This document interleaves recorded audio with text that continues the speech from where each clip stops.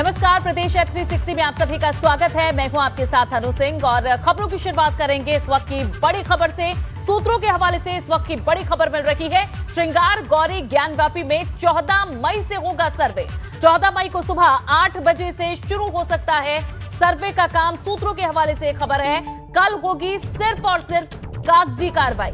संबंधित अधिकारियों को भेजे जाएंगे कोर्ट के पेपर। बड़ी जानकारी सूत्रों के हवाले से, जहां गौरी श्रृंगार गौरी ज्ञानव्यापी में 14 तारीख से सर्वे का काम शुरू होगा। 14 से सुबह 8 बजे सूत्रों के हवाले से खबर है कि सर्वे का काम शुरू होगा। और नीतीश पांडे हमारे संवाददाता ज्यादा जानकारी देंगे। नीतीश, और क्या सूचना मिली है सर्वे को लेकर?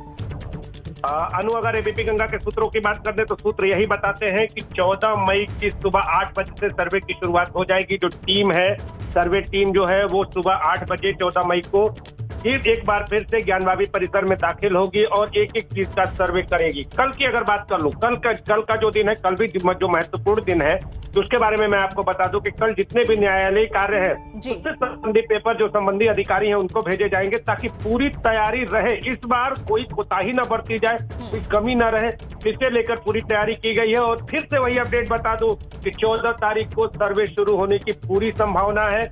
कल का जो कागजी कार्य है वो पूरा कर लिया जाएगा और सुबह 8 बजे से परसों सर्वे की शुरुआत हो सकती है। अनु, नीतीश, जो कोर्ट का आदेश आया है उसके बाद अगर 14 तारीख सुबह से, जिस तरह से सूत्रों के हवाले से जानकारी है, सर्वे शुरू होता है तो स्थिति कितनी बदली हुई होगी? क्या परिवर्तन दिखाई देगा? देखिए, स्थिति बदलने का है कि जिस तरह से पिछली बार जो अधिकारी थे, इसके साथ ही जो प्रतिवादी पक्ष था वो भी ये लगातार कह रहा था कि कोई स्पेसिफिक ऑर्डर लेके आइए, आपको अंदर आना है, हम अंदर आने से नहीं रोक रहे, लेकिन इसके लिए आप कोई स्पेसिफिक ऑर्डर लेके आइए जिसमें लिखा हो कि बैरिकेडिंग के भीतर आपको प्रवेश दिया जाएगा।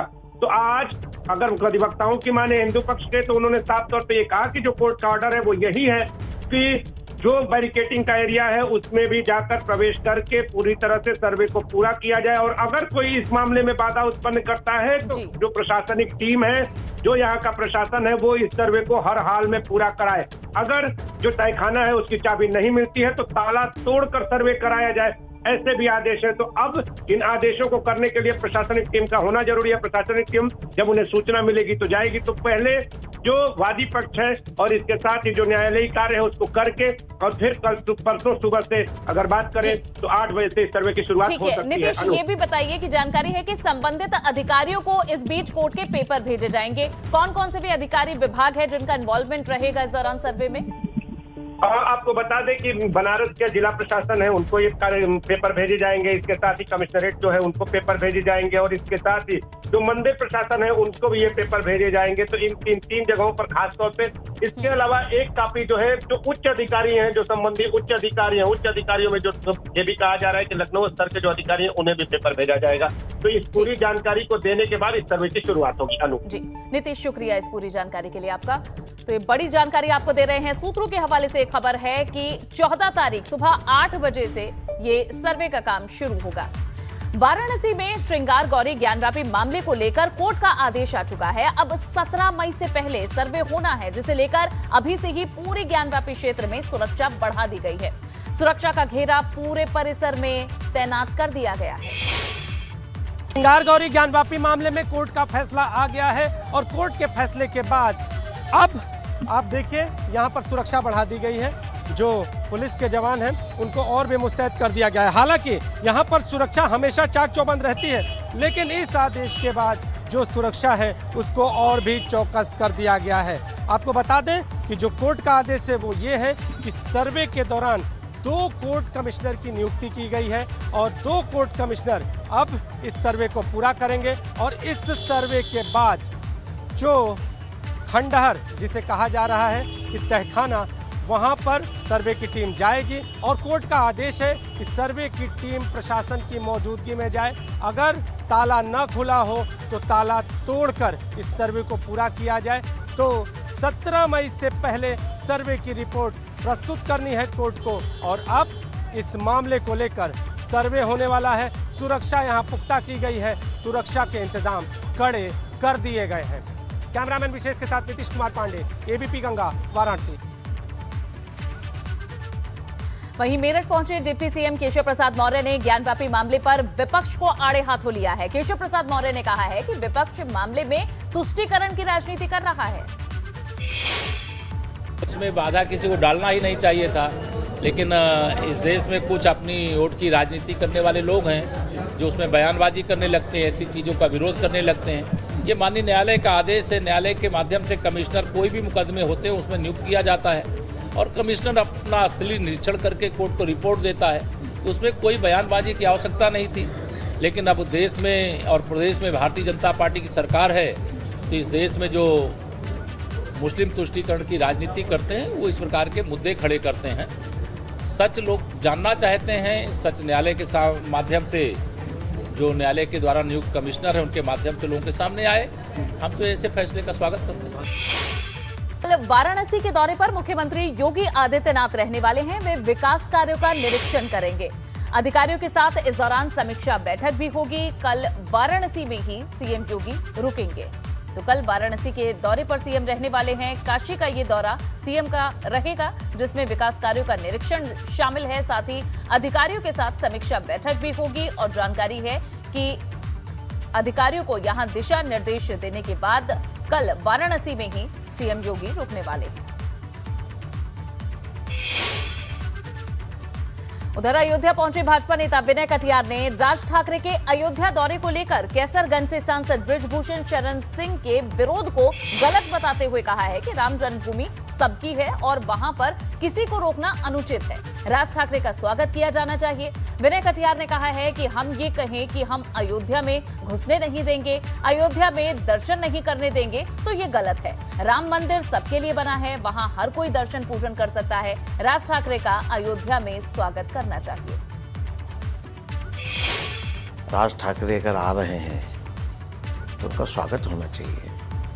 वो आए, दर्शन करें, आराम से दर्शन करें, अयोध्या घूमें, जाएं, उनका स्वागत होना चाहिए। अब इसके लिए कोई प्रतिष्ठा बना ले, ये अच्छा नहीं है, क्योंकि कोई बम्बई की लड़ाई है, हम अयोध्या को लेकर के लड़ें कि अयोध्या में हम घुसने नहीं देंगे, अयोध्या में हम दर्शन नहीं करने देंगे। तो हमने तो राम मंदिर सबके लिए बनवाने की बात कही है ना, तो वो हमें झक मार के आ तो रहे हैं कम से कम, तो ये काम तो कर रहे हैं, तो हमें दर्शन करें, उनका स्वागत करना चाहिए।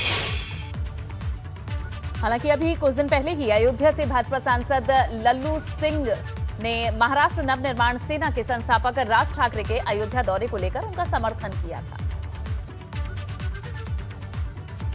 हनुमान जी की कृपा राज ठाकरे पर हुई है, इसलिए वह प्रभु श्री राम की शरण में आ रहे हैं और जो भी प्रभु श्री राम की शरण में आएगा, हम अयोध्या के राम भक्तों के सेवक होने के नाते उनका हार्दिक स्वागत करें।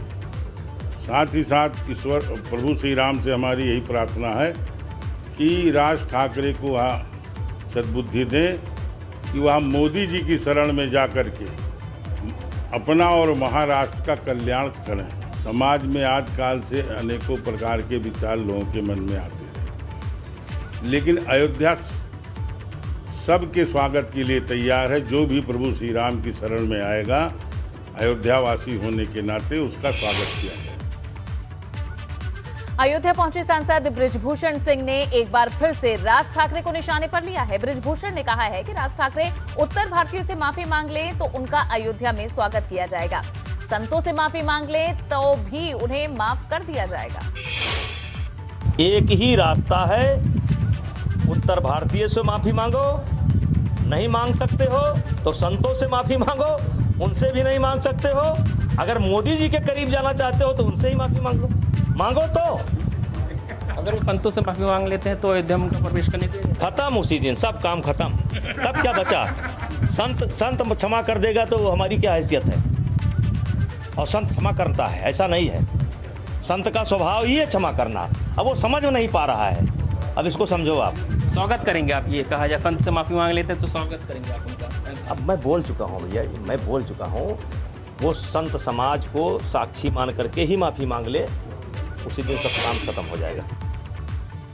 बृजभूषण सिंह राज ठाकरे के खिलाफ जो चक्रव्यूह तैयार कर रहे हैं, उसकी तस्वीर अब प्रदेश के अलग अलग हिस्सों में से भी देखी जा रही है। दरअसल राज ठाकरे को लेकर अब एक गाना भी जारी हो गया है। इस गाने के जरिए भी राज ठाकरे से माफी मांगने को कहा गया है। कदम नहीं रखने देंगे ये नेताजी ने ठाना है, नेताजी ने ठाना है। कदम नहीं रखने देंगे ये नेताजी ने ठाना है। माफी मांगो राज ठाकरे अगर अयोध्या आना है। माफी मांगो राज ठाकरे अगर अयोध्या आना है। देखना होगा कि क्या राज ठाकरे बृजभूषण शरण सिंह का ये माफी का नया प्रस्ताव स्वीकार करते हैं या नहीं। बढ़ेंगे आगे। पूर्वांचल की सियासत में बड़ा दखल रखने वाले पूर्व सांसद रिजवान जहीर पर प्रशासन ने बड़ी कार्रवाई की है। प्रशासन ने उसकी कोठी और जमीनों को कुर्क कर दिया है। जिला प्रशासन के मुताबिक ये संपत्ति अपराध से अर्जित की गई थी और उसे यूपी गैंगस्टर एक्ट के तहत जिला अधिकारी के आदेश पर कुर्क किया गया है।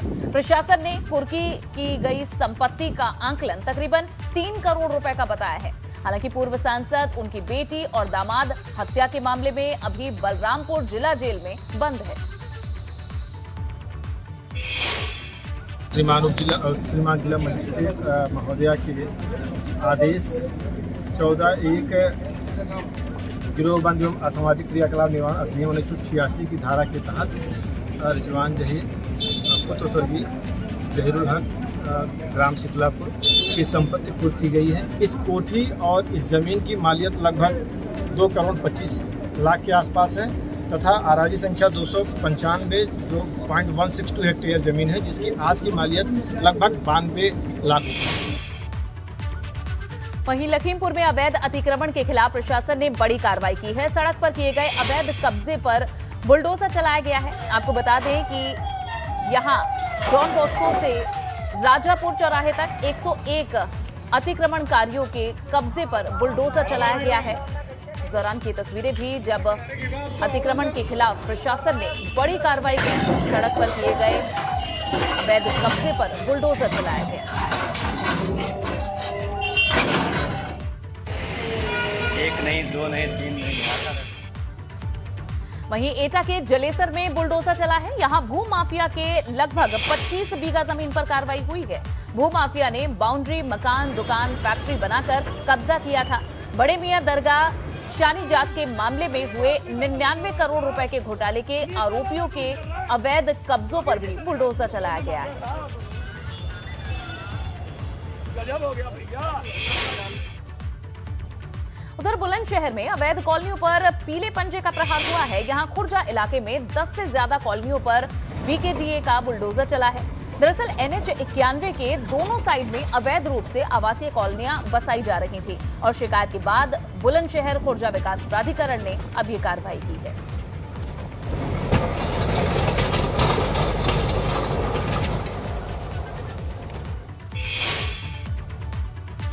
और अब खबर हापुड़ से, जहां मिड डे मील को लेकर बड़ी लापरवाही सामने आई है। यहां बच्चों को दूध की जगह सफेद पानी दिया गया। पूरा मामला गढ़ मुक्तेश्वर के बहादुरगढ़ के गांव नगलाबड़ परिषदीय स्कूल का है, जिसका एक वीडियो सोशल मीडिया पर वायरल हो रहा है। इसमें एक अभिभावक मिड डे मील में दिए जा रहे दूध को दिखाते हुए कहते दिख रहे हैं कि ये दूध नहीं, सफेद पानी है। ऐसे दूध से बच्चों का क्या लाभ होगा। यही नहीं, इस स्कूल में गंदगी की भी भरमार है। बाहर निकलते हैं मास्टर जी, पढ़ने का ये काम में बाहर निकलते हैं। फिरोजाबाद में डिप्टी सीएम केशव प्रसाद मौर्य ने जनता के साथ चाय पर चर्चा की। बता दें कि केशव प्रसाद मौर्य सरकारी मेडिकल कॉलेज जाते वक्त फिरोजाबाद में बस स्टॉप पर रुके और एक चाय की दुकान पर पहुंच गए। इस दौरान डिप्टी सीएम के यहां चाय की चुस्की लेते हुए देख लोग दुकान के आसपास जमा हो गए। जनता के साथ उन्होंने चाय पीते पीते चर्चा की।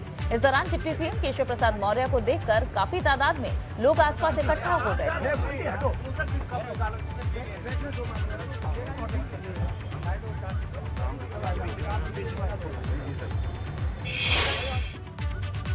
उधर भाजपा सांसद वरुण गांधी ने एक बार फिर से अपनी ही सरकार पर निशाना साधा है। उन्होंने बढ़ती बेरोजगारी के लिए अपनी सरकार को आड़े हाथों लिया।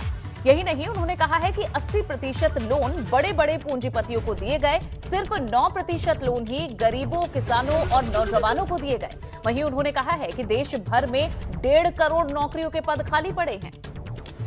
इससे पहले भी किसानों के मुद्दे पर वरुण गांधी अपनी ही सरकार पर निशाना साधते रहे, सवाल पूछते रहे और एक बार फिर से बढ़ती महंगाई, बेरोजगारी को लेकर और साथ ही लोन दिए जाने को लेकर भी वरुण गांधी ने सरकार से सवाल पूछे। जो लोन दिए गए हैं पिछले 5 वर्षों में, वो कितने प्रतिशत किन किस्म के लोगों को दिए गए, और आंकड़ा मेरे सामने आया कि 80% जो लोन है वो उन उद्योगपतियों को दिए गए हैं जिनके 1000 करोड़ से ज्यादा टर्नओवर की कंपनी है। लेकिन मैंने सोचा कि इन लोन में कहीं क्या गरीब की तस्वीर है कि नहीं, तो वहां मैंने देखा कि पूरे देश में मात्र 9% लोन किसान, मजदूर और नौजवान को। तो काफी लंबे समय से वरुण गांधी बीजेपी से नाराज चल रहे हैं। बढ़ते हैं आगे, बात करेंगे राज्यसभा चुनाव की, जिसके लिए चुनाव आयोग ने बिगुल बजा दिया है। चुनाव आयोग ने चुनाव तारीखों का ऐलान कर दिया है। 10 जून को सुबह 9 बजे से 4 बजे तक वोटिंग होगी और उसी दिन शाम 5 बजे वोटों की गिनती होगी। यूपी से राज्यसभा की 11 सीटों पर चुनाव होगा, जबकि उत्तराखंड की एक राज्यसभा सीट पर चुनाव होना है। चुनाव की अधिसूचना 24 मई को जारी होगी। चुनाव की अधिसूचना जारी हो जाएगी 24 मई को, तो 31 मई तक पर्चे दाखिल किए जा सकते हैं। नामांकन पत्रों की जांच 1 जून और 3 जून तक होगी। नामांकन पत्र वापस लिए जा सकते हैं 3 जून तक। आपको बता दें कि राज्यसभा चुनाव में सिर्फ विधायक ही वोट करते हैं और ऐसे में अब उत्तर प्रदेश और उत्तराखंड में राज्यसभा की सीटों के लिए गुणागणित शुरू हो जाएगा। हाँ, अब आपको एक सनसनीखेज डबल मर्डर के बारे में बताते हैं, जिसका खुलासा कासगंज पुलिस की जांच में हुआ है। सन्न कर देने वाली इस कहानी की शुरुआत बीते साल जुलाई में एक शख्स की गुमशुदगी से जुड़े मामले के साथ हुई थी और फिर इसका कनेक्शन पुलिस में होमगार्ड रहे एक शख्स की लाश मिलने से जुड़ गया।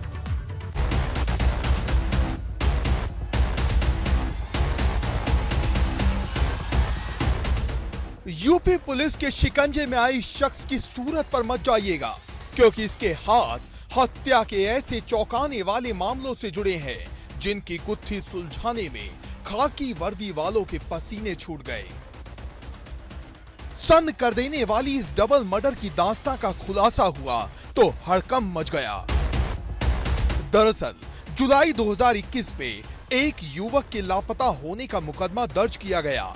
कासगंज पुलिस तब से चांद मियां नाम के इस युवक की तफ्तीश में जुटी हुई थी, लेकिन कोई सुराग नहीं मिल रहा था। इसी दरमियान नवंबर 2021 में कासगंज कोतवाली इलाके के ढिलावली में एक होमगार्ड की गोली मारकर हत्या कर दी गई। कासगंज पुलिस होमगार्ड की हत्या की गुत्थी सुलझाने में जुट गई। होमगार्ड की हत्या की गुत्थी सुलझाते हुए पुलिस लगातार खुलासे की ओर बढ़ रही थी कि इसी हत्या की गुत्थी सुलझाने में जुलाई महीने में चांद मियां नाम के युवक के लापता होने के दर्ज केस की परत भी पुलिस के हाथ लग गई। खुलासा हुआ आरोपी पुत्तू की बेटी के संबंध चांद मियां के साथ थे, जिस पर आग बबूला पुत्तू ने पुलिस में होमगार्ड रहे बुद्ध सेन के साथ मिलकर उसकी हत्या को अंजाम दिया।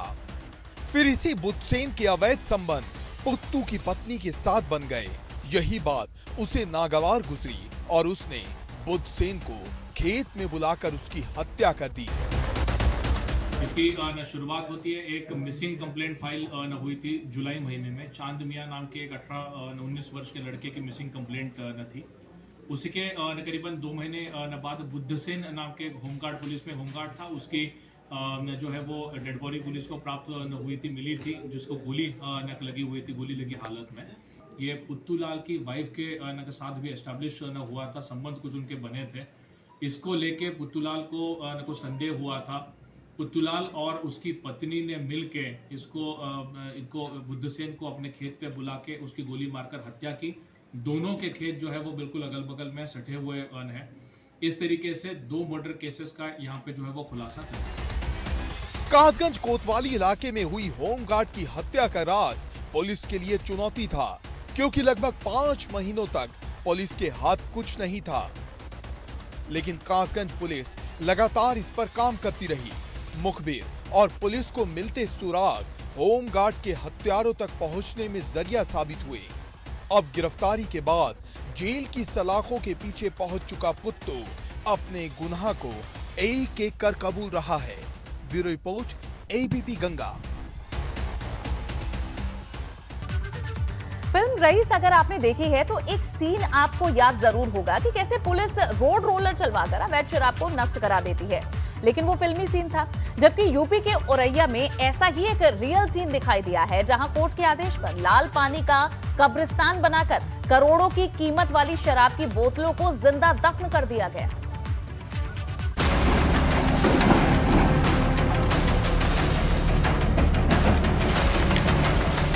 अभी तक आपने बुलडोजर को गुंडे माफियाओं के काले साम्राज्य को ढहाते देखा होगा। अब शराब माफिया की अवैध शराब के काले कारोबार की कब्र खोदते हुए भी देख लीजिए। यह औरैया की तस्वीर है, जहां कोर्ट के आदेश पर थाने में रखी महंगी शराब को कुछ इस तरह डिस्पोज कर दिया गया। हालांकि अब करोड़ों रुपए की बताई जा रही यह शराब मिट्टी में मिल गई है। दरअसल औरैया में पुलिस ने मुखबिरों की सूचना पर अलग अलग थानों में तस्करी की करोड़ों की महंगी शराब पकड़ी, जिसके बाद पुलिस ने पकड़ी गई शराब पर कार्रवाई करते हुए मालखाने में शराब को बंद कर न्यायालय के आदेश का इंतजार किया। लेकिन जब कोर्ट का आदेश आया तो पकड़ी गई शराब को गड्ढा खोदकर इस तरह नष्ट कर दिया गया। देखिए, देखा जा रहा था कि कई वर्षों पे जो थाने पे पड़ा हुआ हमारा माल मुकदमाती होता है, जिसमें कई माल होते हैं, एक्साइज एक्ट के होते हैं, वाहन होते हैं, वो कई वर्षों से थाने में पड़े रहते हैं, थाने की जगह घेरते हैं, जिससे उसका निस्तारण भी नहीं हो पाता है और हमारी थाने की जगह भी व्यर्थ हो जाती है। तो औरैया पुलिस द्वारा न्यायालय की परमिशन लेकर के जैसा कि शासन की मंशा के अनुरूप जो थानों का रख रखाव ठीक करना था, उसी के क्रम में हमारे यहाँ पुरानी सभी चिन्हित जो मुकदमाती ये एक्साइज एक्ट की शराब थी, इनका चिन्हांकन किया गया। इनको एक अभियान चला करके न्यायालय से परमिशन लेकर के इनका डिस्पोजल कराया जा रहा है। अभी तक लगभग 1 करोड़ 21 लाख रुपए कर की जो ये शराब, जो अवैध शराब पकड़ी गई है और तमाम मुकदमे की जो शराब है, उनका डिस्पोजल करा लिया गया है। माना जा रहा है कि अवैध शराब के खिलाफ फिल्मी अंदाज में की गई ये जिले में अब तक की सबसे बड़ी कार्रवाई है। Bureau report, ABP Ganga.